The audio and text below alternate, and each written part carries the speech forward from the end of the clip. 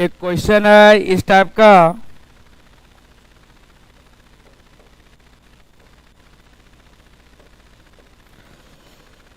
कोई तुम्हारा फ्रेम है, किसी भी टाइप का कोई फ्रेम है, ये तुम्हारा सेमी सर्कुलर ऐसा फ्रेम है, और यहाँ एक वायर है और यहाँ एक लोड है ऐसा, और यहाँ एक फिल्म है। ये फिल्म समझते हो ना, थिन फिल्म ऐसा, ये थिन फिल्म है इस टाइप का, इस टाइप का थिन फिल्म है। और कहता है कि अच्छा ये स्लाइडर का, ये स्लाइडर है, ये तुम्हारा स्लाइडर है, इसका लेंथ दे करके एल बराबर 30 सेंटीमीटर, इसका लेंथ दे करके 30 सेंटीमीटर।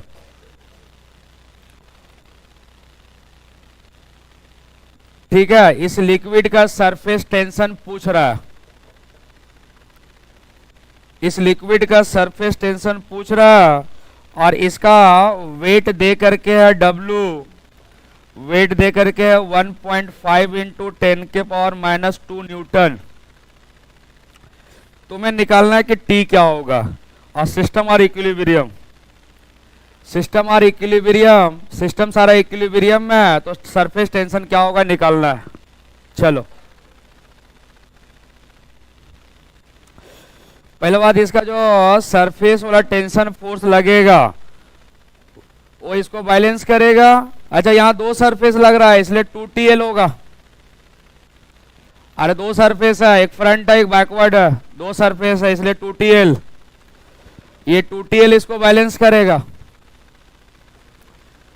2TL इसको बैलेंस करेगा 1.5 इंटू 10⁻⁻², तो T बराबर हो जाएगा 1.5 into 10⁻⁻² by 2 into L, L कितना है 30 सेंटीमीटर, तो -2 कर दो, ये से ये कट गया, ये से ये कट गया 2 टाइम्स में, तो 1/40 न्यूटन पर मीटर, यही है ना। अरे ये आंसर है 1/40 न्यूटन पर मीटर आएगा, यही आंसर होगा।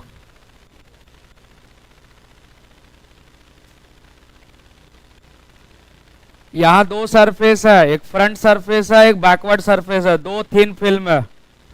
चलिए क्वेश्चन लिखिएगा, 27 identical liquid drop, 27 identical liquid drop, 27 identical liquid drop combine to form single drop, combine to form single drop. Find the change in energy, find the change in energy, find the change in energy, या release भी लिख सकता, find the release in energy। और surface tension T है, liquid का surface tension क्या है T है। सॉल्व कीजिए, आसान क्वेश्चन है। ये लिक्विड ड्रॉप, ये लिक्विड ड्रॉप मिल करके सिंगल लिक्विड ड्रॉप बना दिया, और सरफेस टेंशन T है, और इसका रेडियस R है। चलो नहीं नहीं नहीं, नहीं। Energy, energy gain in energy, NT by AT by क्या बोल रहा है N, 9। पहले कैपिटल R, R में क्या रिलेशन लाया 3R होगा, वॉल्यूम इक्वेट करके 3R आएगा, तो 27 ड्रॉप। चलो इसका वॉल्यूम को इक्वेट मारो, जितना वॉल्यूम इसका होगा उतना ही वॉल्यूम उसका होगा, तो 27 into each volume equal to single volume 8 by, हाँ ठीक है सही आंसर है। आर के छोटा आर के टर्म में ना, हाँ तब सही है। तो यहाँ जो है आर क्यूब जो होगा वो 3r का होल क्यूब, मतलब r बराबर हो जाएगा 3r। ये लाए थे कि नहीं, ये आया था, अब बन गया। देखो डेल्टा यू जो होगा surface tension A final minus A initial. अच्छा ड्रॉप बोले हैं तो एक ही सरफेस होगा, खाली टी लेना है। तो डेल्टा यू हो जाएगा टी, फाइनल एरिया इसका तो 4 pi are square minus n times single area 4 pi are square, n से मल्टीप्लाई करना ही पड़ेगा। एन हमारा 27 है, तो पहला 4 पाई टी बाहर निकाल दो, इसको थ्राइस कर दो, तो ये हो जाएगा थ्राइस कीजिएगा तो 9r square minus 27 into R square. ये देखो बराबर है, एकदम सही लिख रहा हूं, माइनस में आना ही चाहिए, रिलीज है। अरे माइनस में आएगा ही, रिलीज है, एनर्जी रिलीज कर रहा। तो डेल्टा यू जो होगा 4 पाई टी आर स्क्वायर, 9 माइनस 27 कितना होता है जी, माइनस 18। मल्टीप्लाई कर दीजिए, ये आंसर होगा।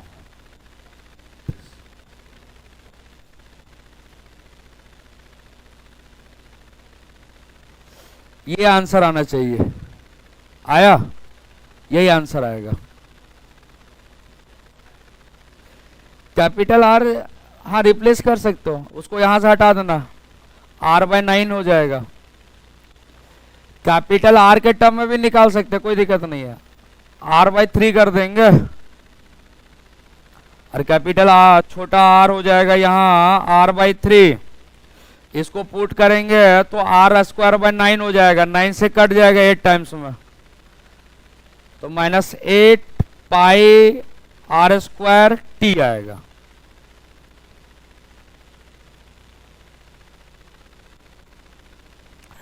और माइनस बताता है कि एनर्जी क्या कर रहा है, रिलीज कर रहा है। कंबाइन होना मतलब रिलीज होना, और डिसइंटीग्रेट होना मतलब एनर्जी गेन करना।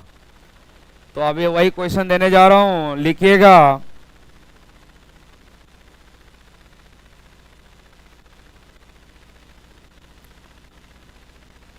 आएगा आएगा, लिखना, लिखो the liquid drop, the liquid drop surface tension T है, SF क्या है, T है, सरफेस टेंशन T है, divides into 64 identical drop, divides into 64 identical drop, 64 divides into 64 identical drop, ठीक है ना। आगे लिखिए find the energy gain, find the energy absorb, find the energy absorb, find the energy absorb, निकालो। Same process करना, same जैसा आगे बढ़ना। अगर मैं स्प्लिटिंग वाला केस है,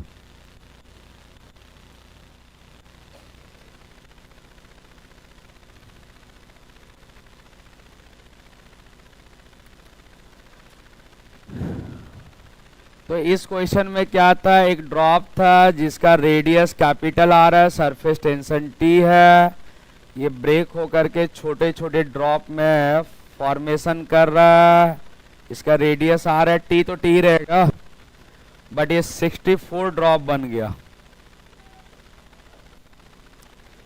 तो 4/3 पाई आर क्यूब बराबर 64 इंटू 4/3 पाई आर क्यूब, ये से ये कट जाएगा, तो आर क्यूब जो होगा 4r का होल क्यूब, मतलब r बराबर 4r। ये तो सही है, सबका आ गया होगा ये रिलेशन। अब यहां से मेरे को निकालना है एनर्जी एब्जॉर्ब, तो एक ही सरफेस ड्रॉप लिखवाए मतलब भरा हुआ लिक्विड, ड्रॉप मतलब भरा हुआ लिक्विड है, एक ही सरफेस है। तो यहाँ टी हो जाएगा A final minus A initial. तो डेल्टा यू जो होगा टी तो टी है, अच्छा ए फाइनल में इसका लेंगे ये वाला, तो 64 टाइम्स ऑफ ईच एरिया, और ईच एरिया क्या हो जाएगा 4 pi are square minus 4 pi are square. ये देखिए अब ये आंसर आ जाएगा, यहां पुट करने से आंसर दिख जाएगा।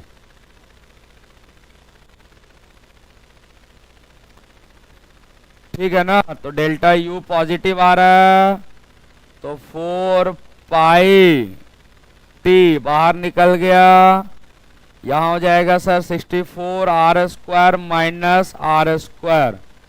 अब पुट कर दीजिए, आंसर दिख गया।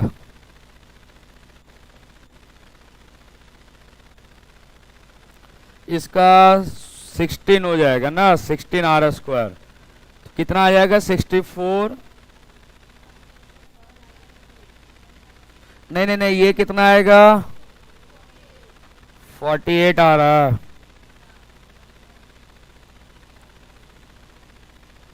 48 आर स्क्वायर मतलब 190,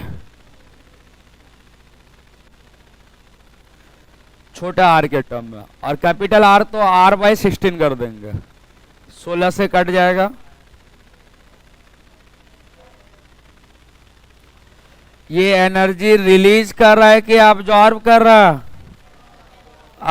स्प्लिटिंग में एब्जॉर्ब करना और कंबाइन में रिलीज करना। अगर कंबाइन हो रहा तो रिलीज करता और स्प्लिटिंग में एब्जॉर्ब करता।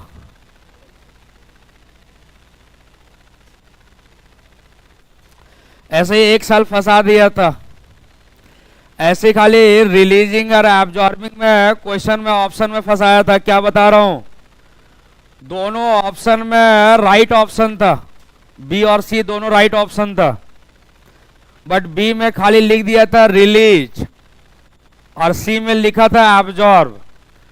ये जानकारी होना चाहिए। जब लिक्विड कंबाइन होता तो एनर्जी क्या करता, और जब स्प्लिट होता तब एब्जॉर्ब करेगा, ये जानकारी होना चाहिए।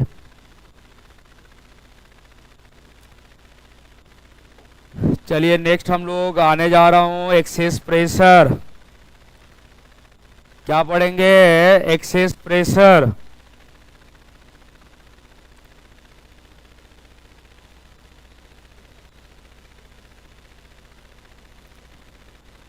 Excess pressure, excess pressure delta P, इसका रिजल्ट याद रखिएगा, बोर्ड एग्जाम में आता भी है एक्सेस प्रेशर। इसका खाली मैं ये बता देना चाह रहा हूँ, खाली एक फॉर्मेशन के लिए बता देना चाह रहा हूँ, वैसे डिराइव कर लेना, एग्जाम में आएगा तो वैसे डिराइव करना जैसे मैं करूंगा अभी। एक से पहला हमारा है, पहला है कि excess pressure of liquid bubble. एक डेरिवेशन बता रहा हूं, डेरिवेशन आप लोगों को नहीं करना है, बस बोर्ड वाले करेंगे, कोई काम का नहीं है, खाली इन लोग करेंगे। अगर एग्जाम में आएगा उसी वैसे ही प्रोसीड करना। अभी जो मेथड बताया ना वैसे ही करेंगे, कोई नया मेथड नहीं लगता। अगर इसका एक्सेस प्रेशर निकालना हुआ तो मैं जैसे करूंगा वैसे ही डिराइव करना। ये तुम्हारा लिक्विड बबल है, ये फॉर्मेशन हो रहा है, बड़ा सा बबल बना दे रहा, बड़ा सा बबल बन रहा है, फॉर्मेशन हो रहा है, फॉर्मेशन समझ रहे हो ना, बन रहा है, बड़ा हो रहा है। तो एक लिक्विड बबल जो है इसका फॉर्मेशन हो रहा है, और यहां इसका रेडियस आर है और ये थिकनेस हमारा डी आर है, ये देख लो बढ़िया से।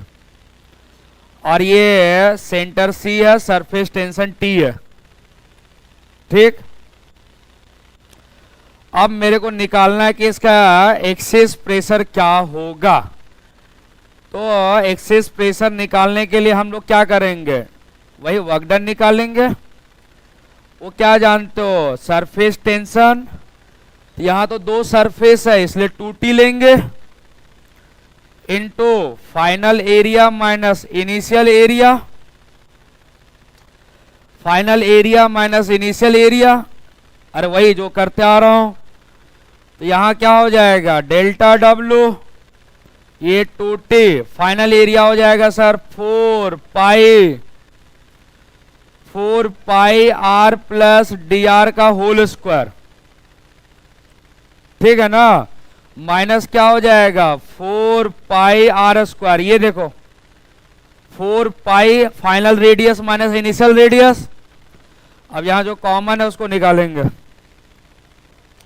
4 कॉमन निकलेगा तो 8 pi t r plus D R का whole square minus are square. ये सही है, यहां तक सही है ना, मैं कुछ कर नहीं रहा हूं, कॉमन निकाल रहा हूं। अब इसको a प्लस बी का होल स्क्वायर में ब्रेक करेंगे।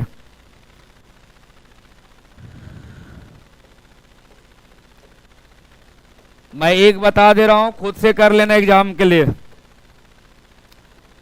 तो डेल्टा डब्लू क्या हो जाएगा, 8 था कि क्या था, 8 पाई टी, और यहां क्या हो जाएगा R square plus 2 R D R plus D R square, एक मिनट, प्लस क्या हो जाएगा डी आर स्क्वायर माइनस, ये से ये कट गया। अच्छा डी आर बहुत नेग्लिजिबल है तो इसको नेग्लेक्ट कर सकते हो, डी आर का फॉर्मेशन नेग्लिजिबल है, डी आर बहुत छोटा है तो डी आर स्क्वायर और छोटा हो जाएगा, तो उसको कैन बी नेग्लेक्टेड। तो डेल्टा डब्लू क्या हो जाएगा 8 पाई टी और 2 आर डी आर हो जाएगा, ये ना बचेगा। अब रुको,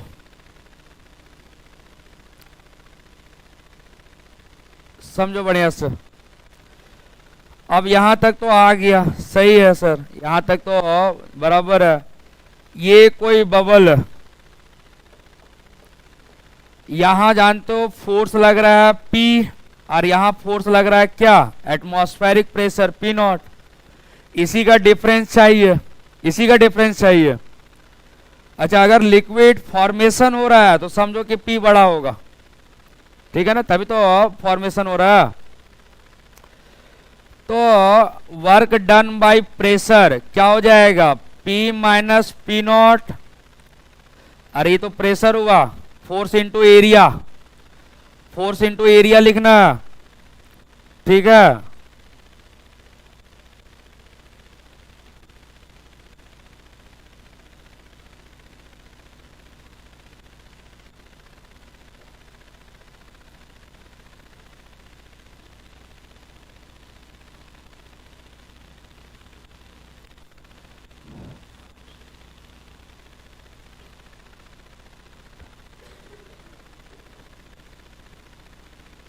हाँ ठीक है, तो तुम लोग जानता हो वर्क डन क्या होता है, force into displacement, force into क्या डिस्प्लेसमेंट होता है।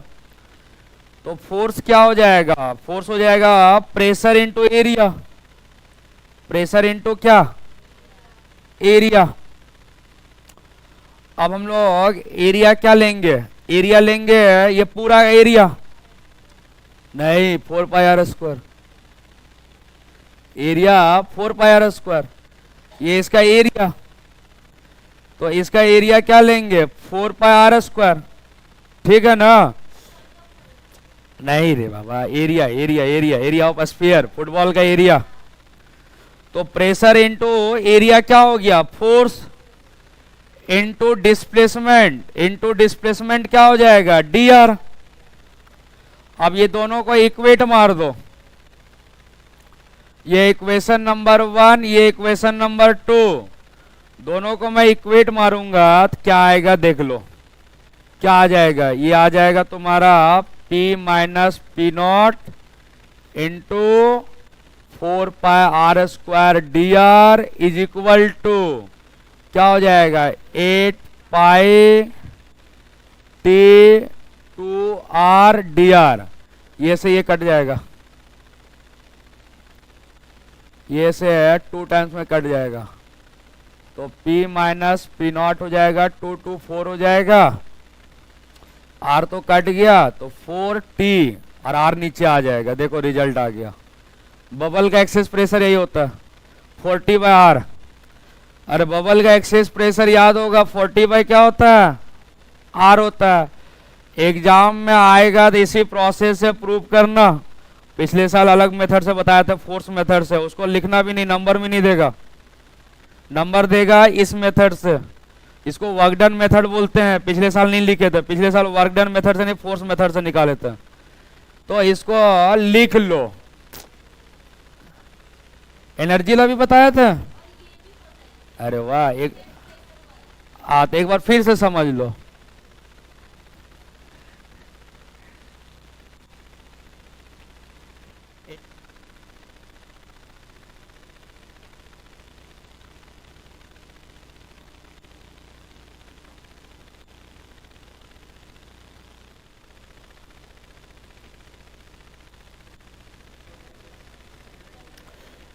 ये तुम्हारा वर्क डन मेथड है, इसी को लिखना पड़ेगा।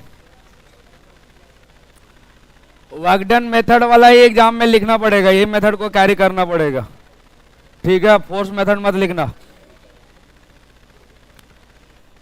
चलो, ये लिक्विड बबल का एक्सेस प्रेशर क्या होता है 40/r। 40 क्या हो जाएगा, तो इसका डेल्टा P जो होगा 40/r हो जाएगा। सुनो, यहां देखो क्या हो जाएगा, 40 क्या, r एक्सेस प्रेशर। अच्छा, यहां देख सकते हो कि एक्सेस प्रेशर रेडियस का इनवर्स है, रेडियस का इनवर्स दिख रहा है, होना भी चाहिए। रेडियस जिसका कम, अगर बबल छोटा तो प्रेशर ज्यादा, और अगर बबल बड़ा रहेगा मतलब रेडियस ग्रेटर रहेगा तो प्रेशर कम हो जाएगा। चलो, तो ये जानकारी है। तो दूसरा आप जानते होंगे excess pressure of liquid drop 2T/r होता। इसका डेरिवेशन नहीं करना है। Excess pressure of liquid drop, surface tension T है, इसका एक्सेस प्रेशर हो जाएगा P माइनस पी नॉट, जो होगा वो क्या हो जाएगा 2T/r हो जाएगा। ये एक्सेस प्रेशर किसका, लिक्विड ड्रॉप का है। 2T/ क्या हो जाएगा, r हो जाएगा। और एक और हम लोग लिखवाए थे, सिलिंड्रिकल बबल, याद होगा, सिलिंड्रिकल बबल, सिलेंडर टाइप का बबल, या ड्रॉप लिखवाए होंगे, बबल नहीं, drop, liquid drop, cylindrical drop. तो तीसरा होता है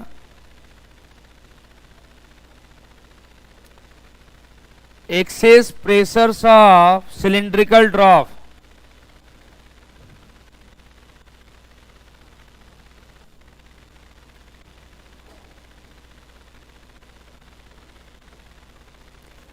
अच्छा, ये सिलिंड्रिकल के मत समझना, हॉलो है, ठीक है, सॉलिड टाइप का है, पूरा भरा हुआ ड्रॉप है।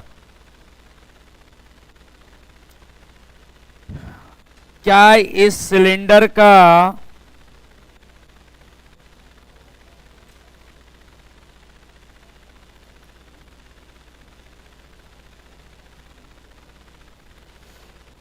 इसका एक्सेस प्रेशर जो होता है T/r होता है। T/ क्या होता है, r। लिख लीजिए, और आगे लिखवाने जा रहा हूं। ये लिक्विड ड्रॉप के लिए है, और ये आपका सिलिंड्रिकल ड्रॉप के लिए है, ये T/r।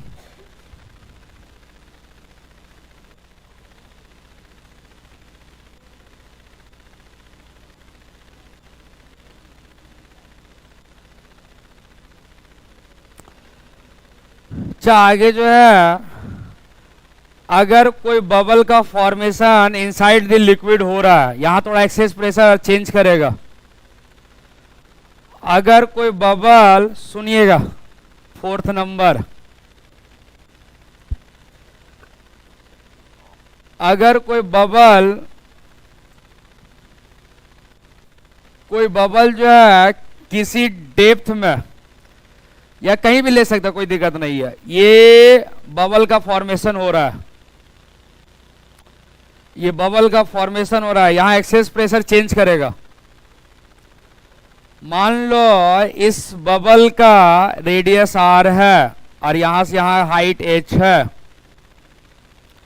रेडियस r है, हाइट क्या है h है, तो जानते हो एक्सेस प्रेशर क्या होगा से, यहां का प्रेशर P0, यहां का प्रेशर तुम्हारा P, नीचे से जाएंगे मतलब यहां से ट्रैवर्सल रूल लगाएंगे, वहां का प्रेशर क्या हो जाएगा P0 plus rho G H equal to, क्या ऐसे क्यों लिखेगा, प्रेशर नहीं लिखना, सुनो बढ़िया से, P प्लस या एक्सेस प्रेशर डायरेक्ट लिखो P माइनस पी नॉट, अरे P minus P not, bubble है, बबल के लिए 40/R होगा, बबल के लिए 40/R होगा, प्लस यहां एक एडिशनल प्रेशर ऐड होगा रो जी एच वाला, रो जी एच आएगा ये, तो यहां एक एडिशनल प्रेशर आएगा रो जी एच, ये तुम्हारा एक्सेस प्रेशर है। अगर बबल तुम्हारा इनसाइड द लिक्विड रहेगा तो एक्सेस प्रेशर ऐसे लिखाता है, इस टाइप का लिखाएगा, ठीक है ना। तो ये कंसेप्ट है एक्सेस प्रेशर का। अगर यही बबल जो है सरफेस में चला जाएगा, अगर यही बबल जो है सरफेस में चला जाएगा तो एच को 0 कर देना, यही बबल सरफेस में चला जाएगा तो एच को 0 कर देना, तो 40/R बन जाएगा, ठीक है। इसको लिख लीजिए, एक्सेस प्रेशर लिक्विड के लिए अगर बबल इनसाइड द लिक्विड रहेगा तो ऐसा एक्सेस प्रेशर लिखा जाता है।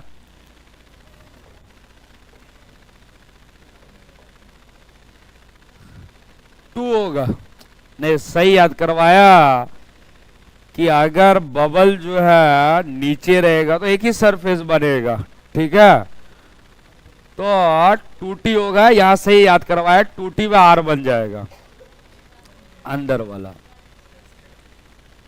नहीं क्लियर है, मैं आप जैसे याद करवाए ना मैं समझ गया कि एक ही,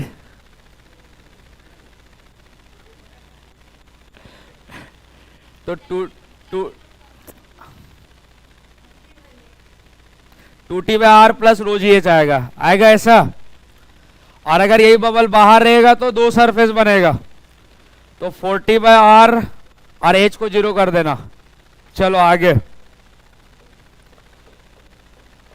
आगे ये समझना है कि अगर दो बबल स्टिक टुगेदर हो गया, बढ़िया क्वेश्चन है, रेडियस ऑफ कर्वेचर निकालने के लिए पूछेगा, अगर दो बबल जाकर के चिपक गया तो उसका कॉमन रेडियस ऑफ कर्वेचर पूछता है, तो लिख लेना radius of curvature of common surface, common contact surface, radius of curvature of common contact surface, external और इंटरनल दोनों, एक्सेस क्या लिखवाया, radius of curvature of common contact surface, ठीक है। सुनना अच्छे से समझ लो, ये कोई बबल है,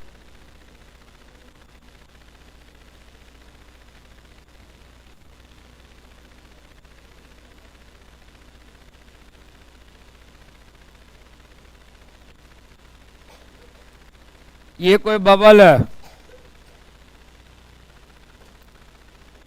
ठीक है ना, ये क्या है, कोई बबल है, और दूसरा बबल यहां जाकर के चिपक गया से,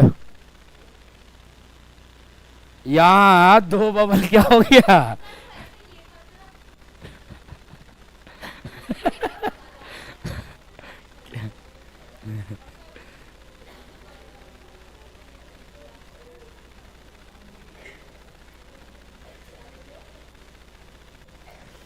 ये दो बबल है, देखो बढ़िया से। ये रेडियस ऑफ कर्वेचर R2 है और इसका रेडियस ऑफ कर्वेचर क्या है? R1 है।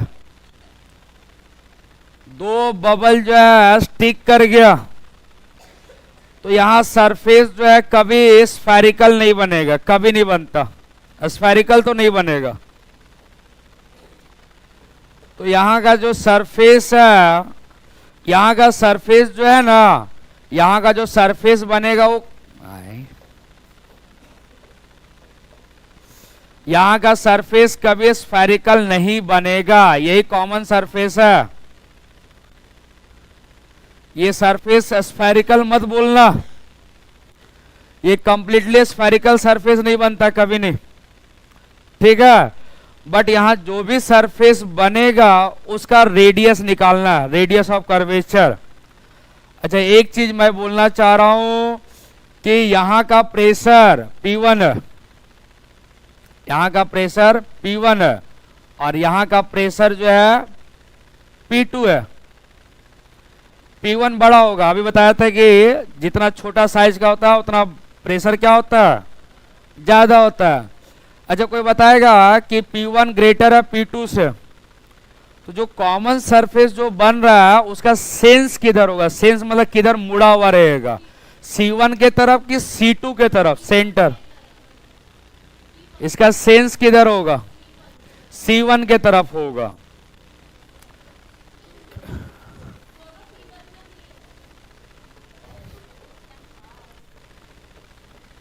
ये C2 है तो C1 की तरफ मुड़ा हुआ, C1 की तरफ मुड़ा हुआ रहेगा।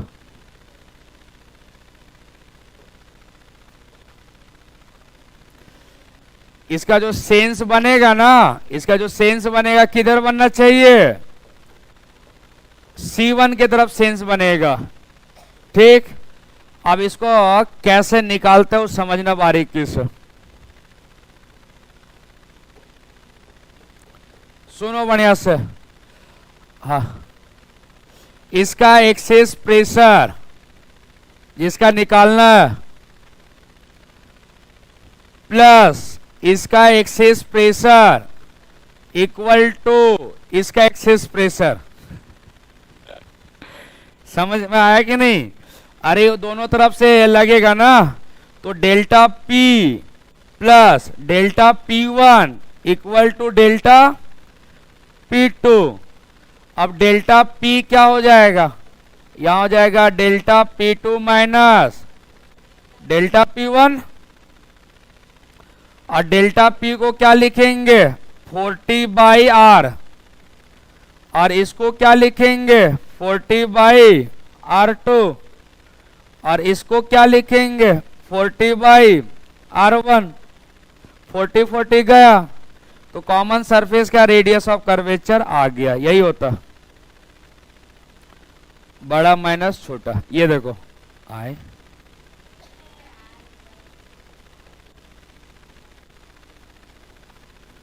ये रेडियस ऑफ कर्वेचर है, लिख लो।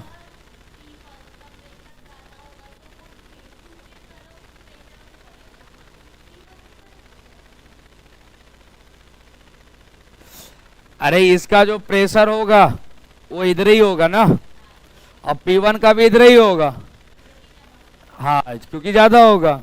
और इधर P2 का प्रेशर, दोनों को इक्वेट मार दो, सम के यहाँ। हाँ, बेंड नहीं, सेंस पूछे, सेंस। हम कहा बेंड पूछे, सेंस पूछा मैंने। मैंने क्या पूछा कि रेडियस ऑफ कर्वेचर का सेंस किधर होगा? C1 के तरफ होगा।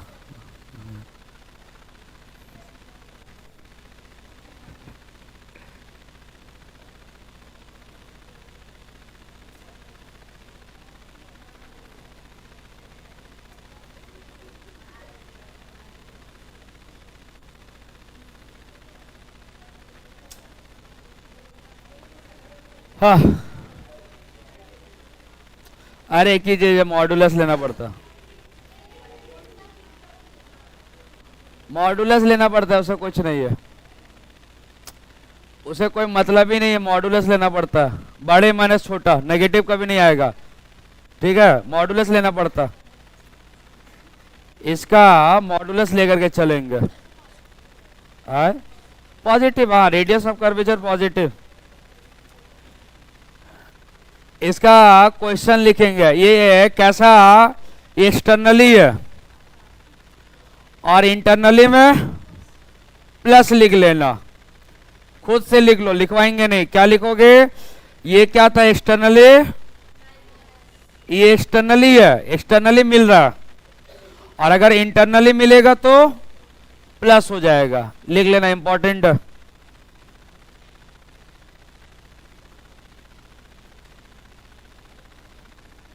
जा आ जा,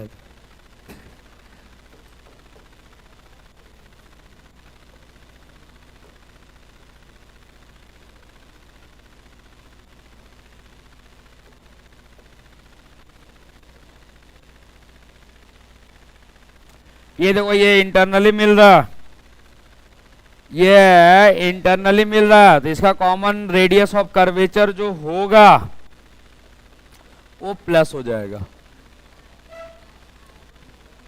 प्लस कर देना, प्लस।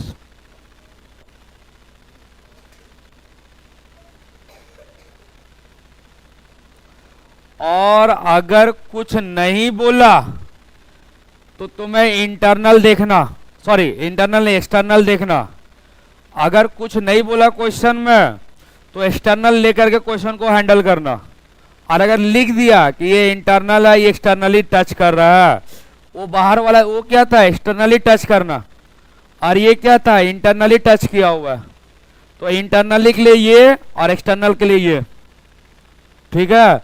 और अगर कुछ नहीं बोला तो इसको लेना, इसको एक क्वेश्चन लिखो, टू आइडेंटिकल ड्रॉप, टू नहीं आइडेंटिकल मत लिखना, two liquid bubble, two liquid bubble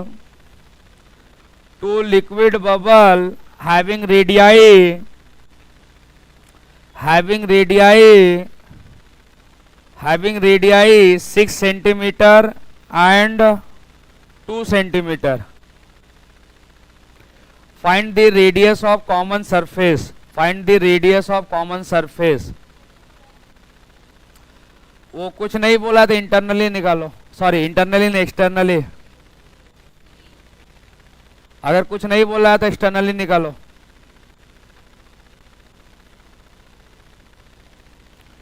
two into, अरे आर बराबर क्या हो जाएगा, 2 इंटू 6/6 माइनस, तो 12/4, 3 centimetre common radius of curvature आएगा, ठीक है ना। कॉमन क्या आ जाएगा, ऐसा,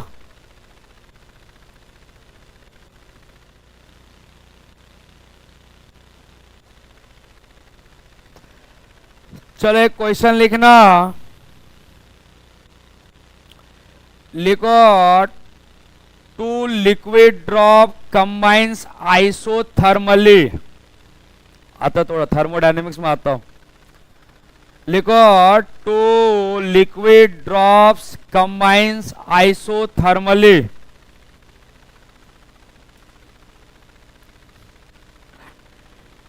two liquid drops combines isothermally having radii r1 r2, having radii r1 r2. Find the radius of curvature of bigger drop. Find the radius of curvature of bigger drop. चलो standard question है, वही answer है, Q है तो are square बराबर r1 square plus r2 square, अरे PB बराबर P1 B1 plus P2 V2 लगा दो, बॉयल्स लॉ, बॉयल्स लॉ जानते हैं क्या? बस बॉयल्स लॉ लगा दें, ठीक है ना।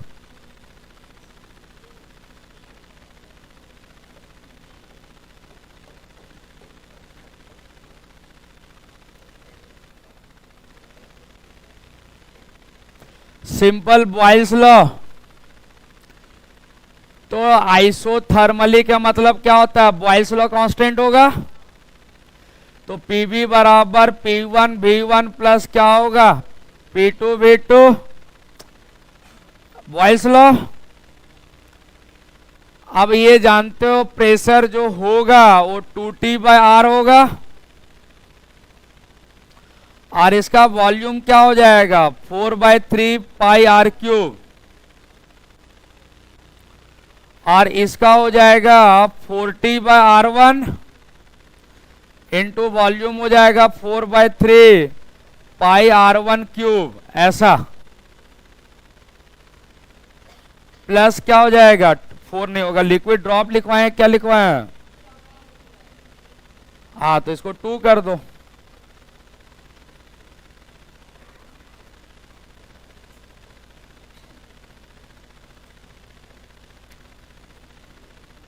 चलो सब कट जाएगा, पूरा टोटली कट जाएगा।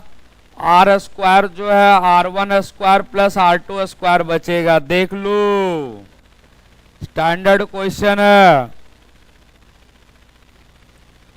आया हुआ क्वेश्चन है।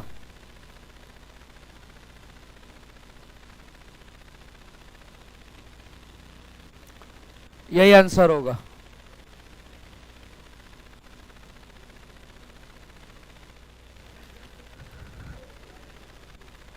आगे लिखो height of capillary, height of capillary tube, या लिखना है एसेंट फॉर्मूला, एसेंट फॉर्मूला या height of capillarity, height of capillary tube या एसेंट फॉर्मूला किसी को याद है क्या? 2T cos theta divided by rho RG। अरे 2T cos theta divided by क्या होता है? रो RG, बताए होंगे तो समझो। अच्छा, ये सब बेसिक तो जानते होंगे, एडहेसिव फोर्स और कोहेसिव फोर्स। कोहेसिव का मतलब क्या होता है? हाँ, मतलब कोहेसिव मतलब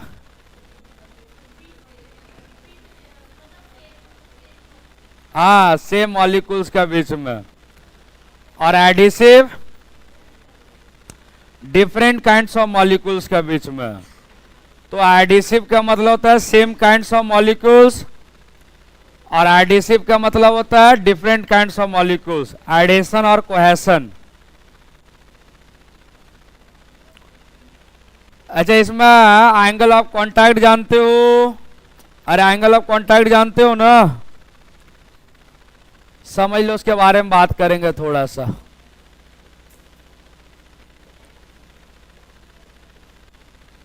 थीटा, अगर सरफेस ऐसा हो, अगर सरफेस ऐसा हो, ये याद रखना, अगर राइजिंग होगा, लिक्विड राइज करेगा तो सरफेस ऐसा बनेगा।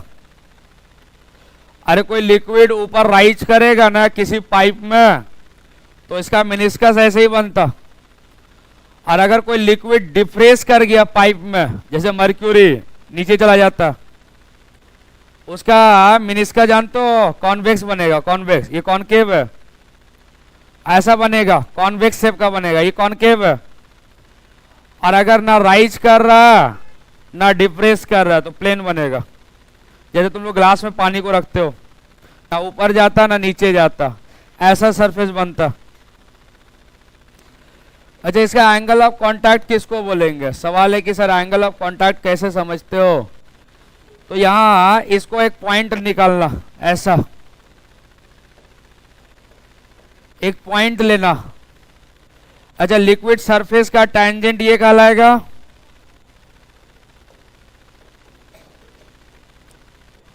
लिक्विड सरफेस का टेंजेंट ये कहलाएगा, और लिक्विड बाउंड्री, वेट बाउंड्री होना चाहिए, ये कहलाएगा ये वाला। ये दोनों का बीच का एंगल को थीटा बोलते हैं, यही थीटा। और ये सरफेस कैसा है, कॉन्वेक्स है कॉनकेव? कॉनकेव है, कॉनकेव दिख रहा, तुम लोग पढ़ा होगा ना कॉनकेव लेंस और कॉन्वेक्स लेंस, उसी टाइप का।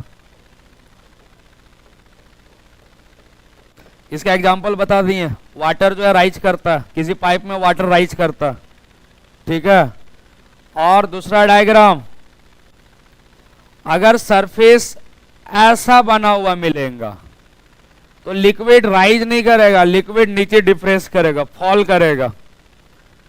सबसे अच्छा एग्जांपल है मर्क्यूरी, जानता पाइप में ऊपर नहीं जाएगा, नीचे फॉल करता है। तो एक पॉइंट यहां नोट करेंगे, इसका टेंजेंट ये ड्रॉ करेंगे, और लिक्विड वाल का टेंजेंट ये होगा। अच्छा, जिधर लिक्विड है वो उसका लेना, ऊपर वाला मत लेना, गलत हो जाएगा। तो ये एंगल को मैं बोलूंगा एंगल ऑफ कांटेक्ट। ऑब्ट्यूज बनेगा, इसमें एक्यूट, इसमें ऑब्ट्यूज बनता है। जिसमें एंगल एक्यूट बनेगा उसमें राइज करेगा, ऊपर जाएगा, और जिसमें ऑब्ट्यूज बनेगा वो फॉल करेगा। और जिसमें 90 बनेगा ना वो ऊपर जाएगा ना नीचे जाएगा, वो एक जगह रहेगा, क्योंकि 2t cos theta by rho R G होता है। cos 90 जीरो, तो हाइट जीरो हो जाएगा, ना ऊपर जाएगा ना नीचे जाएगा, हाइट जीरो आ जाएगा। इसका भी एग्जांपल है, अगर सरफेस, अगर ये लिक्विड ना राइज कर रहा ना फॉल्स कर रहा, एडहेशन और कोहेशन दोनों फोर्स बराबर है, तो ना ये लिक्विड ऊपर जाएगा ना ये लिक्विड नीचे जाएगा।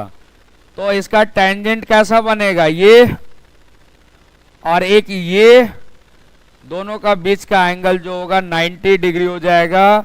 इसमें ना राइज करेगा ना फॉल्स करेगा।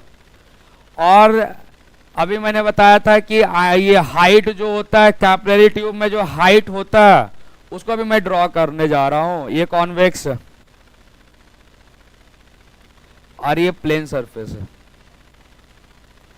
ये तुम्हारा कॉनकेव मेनिस्कस, ये तुम्हारा कॉन्वेक्स मेनिस्कस, और ये तुम्हारा प्लेन मेनिस्कस, ठीक है ना, ये इसको बोलते हैं प्लेन मेनिस्कस।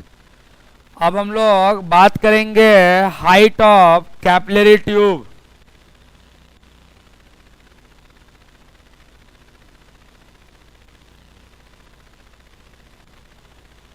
फॉर्मूला याद रखे, 2t cos theta by rho R G, 2t cos theta by rho R G, 2t cos theta by rho R G. अभी मैं लिखूंगा, देखो समझो, मान लेता हूं कि ये कोई लिक्विड है, मैं पिछले साल डिराइव किया हूं, तुम लोग देख लेना एग्जाम पॉइंट बी के लिए, मेरे को कुछ करना नहीं है, बैलेंस करते हैं। जितना सरफेस टेंशन वाला फोर्स लगता है उतना वेट ऑफ वाटर कॉलम, दोनों को इक्वेट मार दो, सीधा आंसर आ जाएगा। मैंने नोटबुक में किया हूं, वैसे प्रोसीड करके इंपॉर्टेंट क्वेश्चन बनता है बोर्ड के लिए। लास्ट टॉपिक है हाइट ऑफ कैपिलरी, सीधा पूछेगा, डिराइव करने के लिए पूछता है, तो वहां से कर लेना। आता भी है क्वेश्चन, लॉन्ग टाइप क्वेश्चन में, एसेंट फॉर्मूला। मान लीजिए कोई कैपिलरी ट्यूब को पुट कर रहा है, ये कैपिलरी ट्यूब है। अच्छा, कैपिलरी ट्यूब किसको बोलते हैं, नैरो ट्यूब को, ये ट्यूब है। ये कोई लिक्विड है जिसका डेंसिटी क्या है, रो है। अगर ये लिक्विड राइज कर रहा है तो इसका मेनिस्कस आप जानते हो, मेनिस्कस तो मैं अभी बता दिया हूं, कॉनकेव बनेगा राइज करने वाला। तो इसका हाइट आप जानते हो कि इसका हाइट जो होता है, यहां से यहां हाइट h है, ये लिक्विड भरा हुआ है ऐसा, ठीक है ना। ये तुम्हारा क्या कहलाएगा, हाइट। यही तो निकालना है, इसी को तो निकालना है मेरे को। कोई बताएगा ये एंगल थीटा, ये एंगल क्या, थीटा।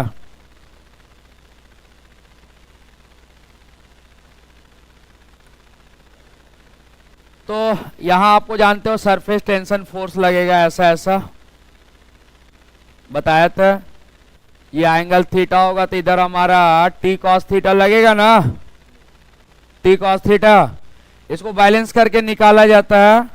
अगर निकाल लोगे तो एच बराबर होता है 2t कॉस थीटा बराबर रो आर जी, रो आर जी, रो आर जी। यहां देखा जा रहा है, ये इंपॉर्टेंट फॉर्मूला लर्न करना पड़ेगा, इसको लर्न कर लो। 2t cos theta by rho R G. अगर थीटा 90 कर दो, देखो थीटा को 90 करो, कॉस 90 जीरो, जीरो पूरा जीरो कर देगा, हाइट जीरो कर देगा। तो याद रखना कि अगर थीटा 90 होगा तो उसमें ना राइज करेगा ना फॉल करेगा। और अगर थीटा को एक्यूट रखो, थीटा को एक्यूट रखो तो कॉस एक्यूट पॉजिटिव होता है, पॉजिटिव होगा तो ऊपर राइज करेगा, ऊपर जाएगा। अगर थीटा को ऑब्ट्यूज करो, सेकेंड क्वाड्रेंट वाला, तो कॉस ऑब्ट्यूज नेगेटिव होता है, तो एच आपका नेगेटिव आएगा। एच नेगेटिव मतलब वो नीचे डिप्रेस कर गया, नीचे जा रहा, ठीक है ना। तो वाटर ऊपर जाता है कि नीचे जाता, ऊपर जाएगा। नहीं, वाटर ऊपर राइज करता, वाटर जो है ना ऊपर राइज करेगा। उसके बाद मर्क्यूरी, मर्क्यूरी नीचे डिप्रेस करता, नीचे जाएगा, मर्क्यूरी नीचे डिप्रेस करता, ठीक है। यहां जो है मैं एक चीज बोलना चाह रहा हूं, समझना जरूरी है कि एच जो है प्रोपोर्शनल है 1 बाय रेडियस का, 1 बाय क्या, रेडियस का, ठीक है। तुम्हें एक क्वेश्चन आया हुआ क्वेश्चन है कि अगर दो कैपिलरी ट्यूब दे दिया था, दो कैपिलरी ट्यूब दिया था, दोनों कुछ लिक्विड हाइट में जाएगा, तो उसका पोटेंशियल एनर्जी का रेशियो क्या होगा, ये पूछ रहा था क्वेश्चन है, ये क्वेश्चन है। पोटेंशियल एनर्जी आप जानते हो ना, पोटेंशियल एनर्जी क्या होता है, एम जी एच होगा, एम जी क्या होगा, एच। अच्छा, यहां देखा जा रहा है कि मान लो कि ये सेम लिक्विड है, सेम लिक्विड मान करके चल रहा है, अलग अलग भी दे सकता है। तो यहां पोटेंशियल एनर्जी किसका प्रोपोर्शनल है, एच का, और ये किसका प्रोपोर्शनल है, 1 बाय आर का। तो U proportional to 1 by R, इसका मतलब U1 बाय U2 क्या हो जाएगा, R2 बाय R1 था। ये क्वेश्चन आया हुआ क्वेश्चन है, बता रहा हूं, डाटा देख करके था। पोटेंशियल एनर्जी का रेशियो पूछा जा रहा था, आया हुआ क्वेश्चन है, ठीक है। तो इसको लिख लीजिए, यही कंसेप्ट है, उसको फॉर्मूला याद रखिए।